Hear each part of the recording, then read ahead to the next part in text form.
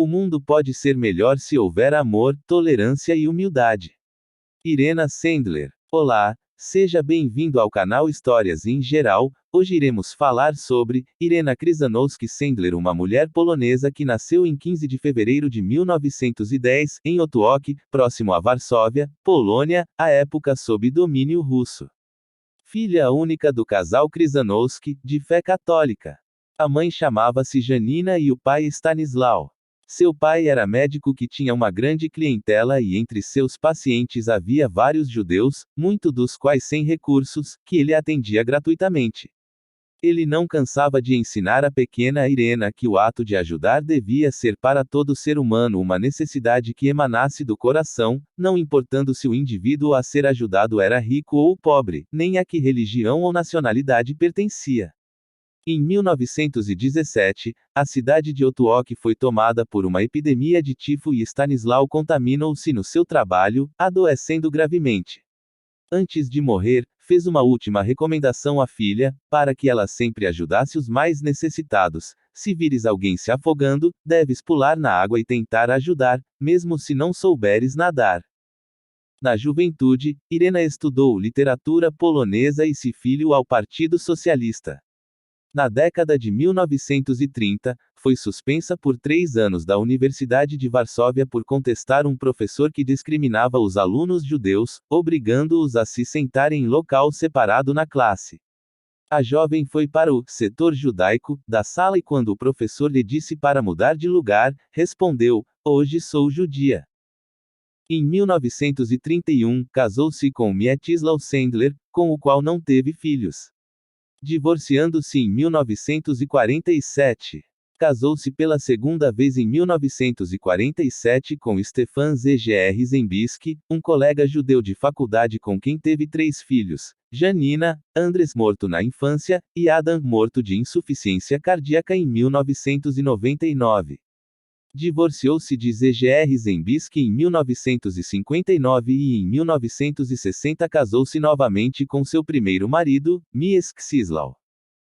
Quando os alemães invadiram a Polônia, em setembro de 1939, ela trabalhava no Departamento de Bem-Estar Social de Varsóvia, única organização oficial polonesa autorizada a atuar no país além da Cruz Vermelha.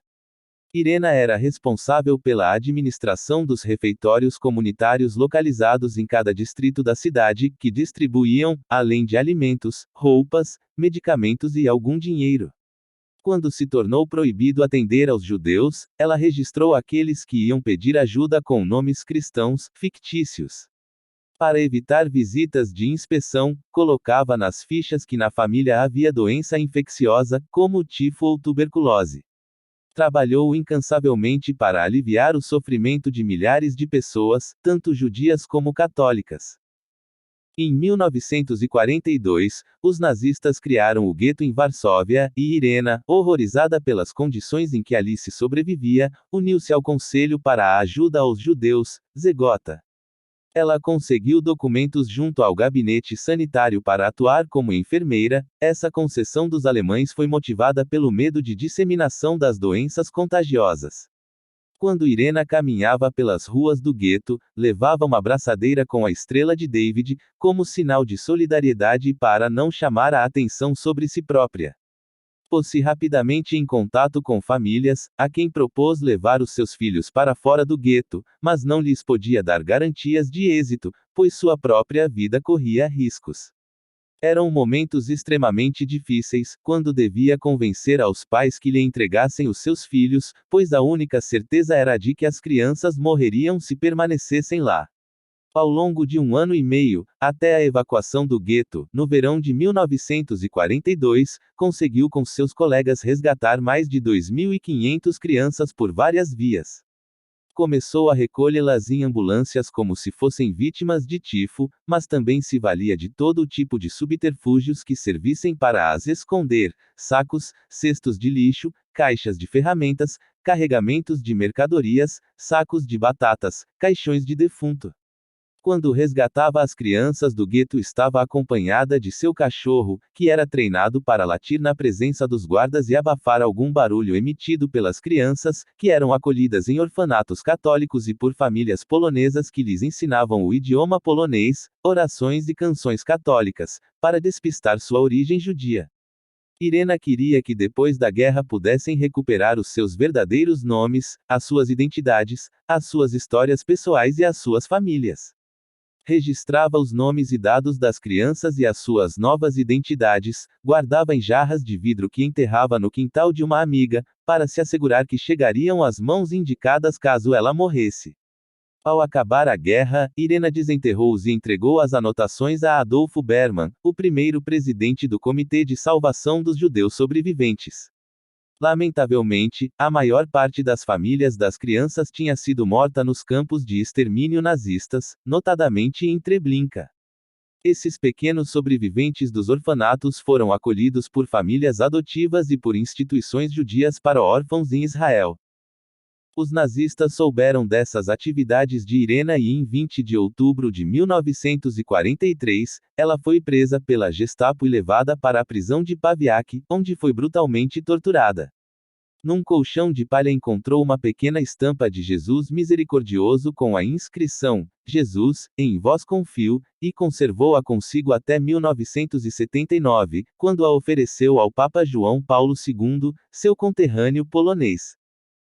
Ela, a única que sabia os nomes e moradas das famílias que albergavam crianças judias, suportou a tortura e negou-se a trair seus colaboradores ou as crianças ocultas. Quebraram-lhe os ossos dos pés e das pernas, mas não conseguiram quebrar a sua determinação.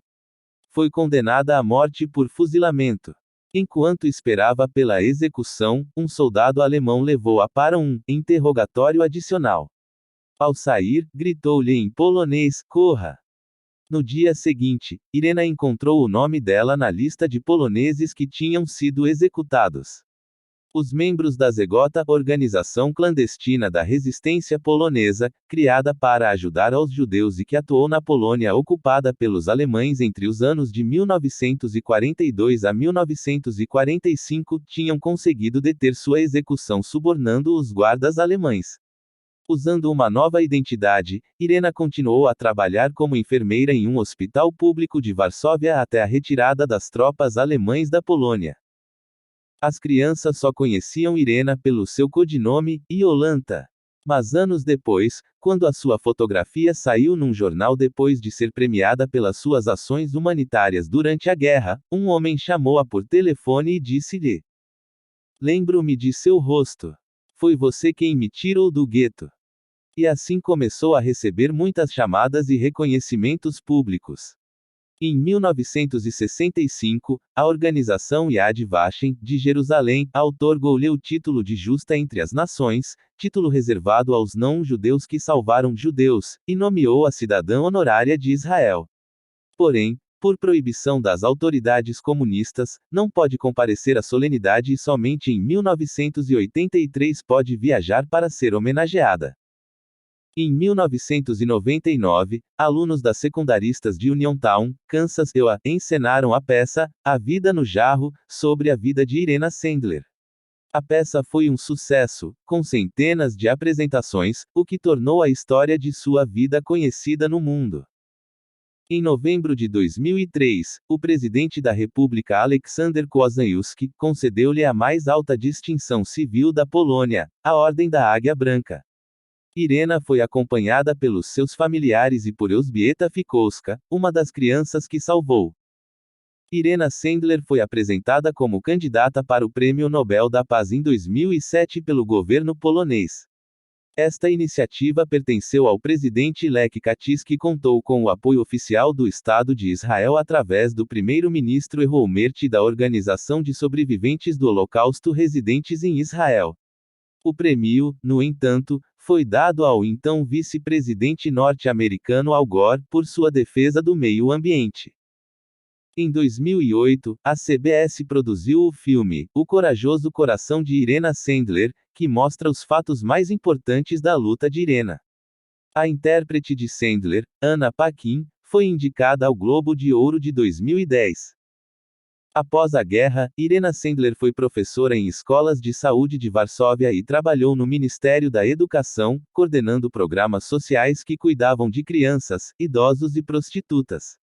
Teve sua aposentadoria abreviada por declarar apoio a Israel na guerra com os árabes em 1967, quando os soviéticos romperam relações diplomáticas com o Estado de Israel. Em 1980, ela participou do movimento Solidariedade, que determinou o fim do regime comunista na Polônia. Em 2013, a jornalista polonesa Anna Mieszkowska escreveu o livro A História de Irena Sendler, a mãe das crianças do Holocausto.